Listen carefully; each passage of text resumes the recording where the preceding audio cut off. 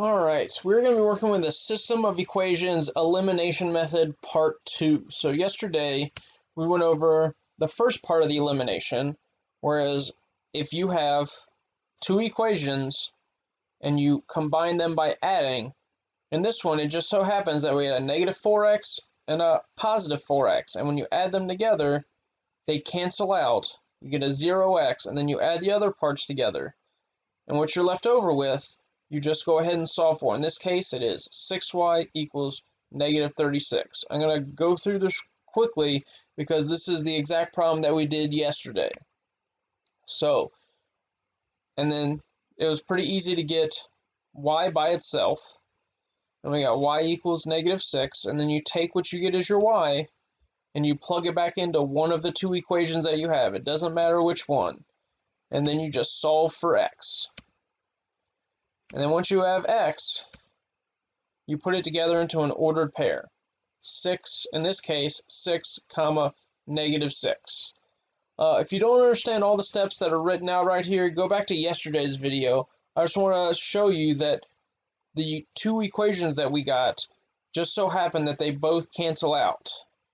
Alright, so we're going to be working with the second method, or the more complex elimination, where you're given two equations, 2x plus 3y equals 10, and x plus y equals 7. So using yesterday's way, we're just going to add them together.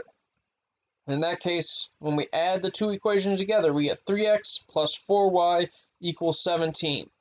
When you do that, nothing cancels out. So we need to do something to one of these equations so that they cancel out a little bit more. So normally I try and do the smallest number, in this case a 2x, and we want to get the one on the bottom to be a 2x as well. Well, how do we get that to be a 2x? Well, to get the bottom to be 2x, you're going to multiply the entire equation on the bottom by 2. So you're going to have 2 and then parentheses the whole equation, because as long as you do it to both sides, it really doesn't affect the equation. Now, if you only did it to one side, that's not right, and it's going to throw everything off. So make sure you do it to your whole equation. So that's going to be 2 times x, 2 times y, and 2 times 7. So your new equation is 2x plus 3y equals 10, and 2x plus 2y equals 14. Alright, so let's go ahead and add those together like we did previously. And look at that. Once again, it doesn't cancel. We actually get a bigger x than we had previously, and we were trying to eliminate our x's. So we need to pay attention to what you're multiplying the entire equation by.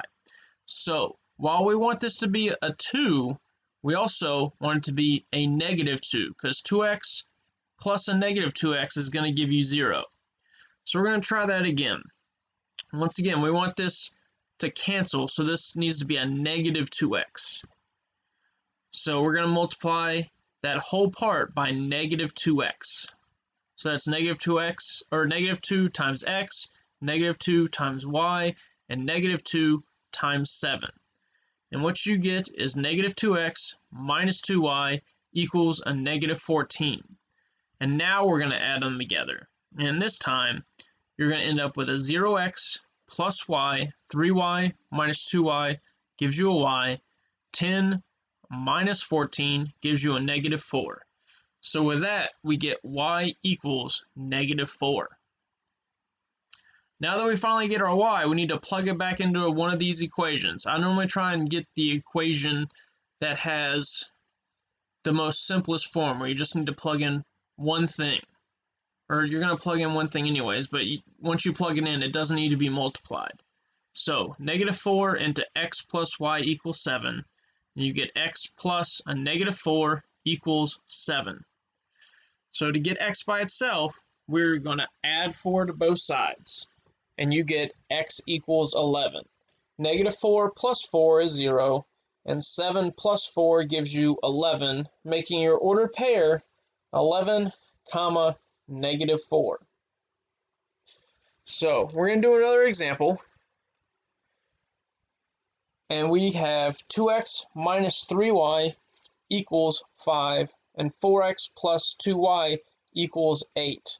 Once again, when we add these together, it's not going to cancel by itself. So we need to multiply one of these equations by a number. So just looking right off the bat, you can see a 2x and a 4x.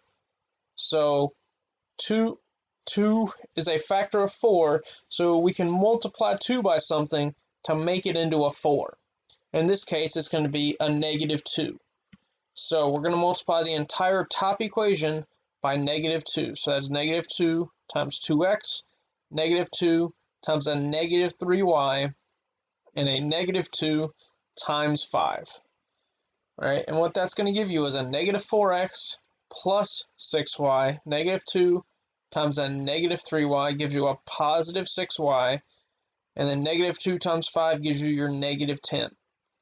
And then from here, you just use the same steps we did yesterday.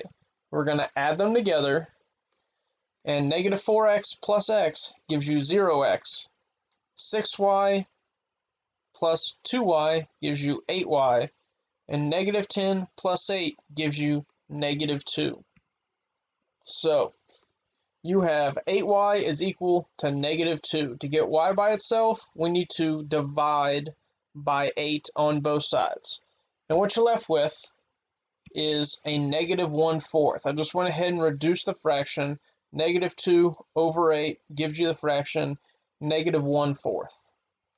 So now that we have y, we can plug that into one of these equations.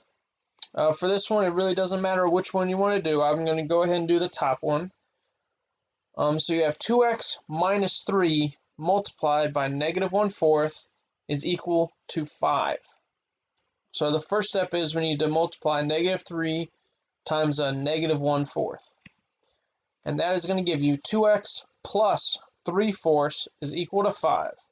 So to get x by itself, you need to subtract 3/4 from both sides.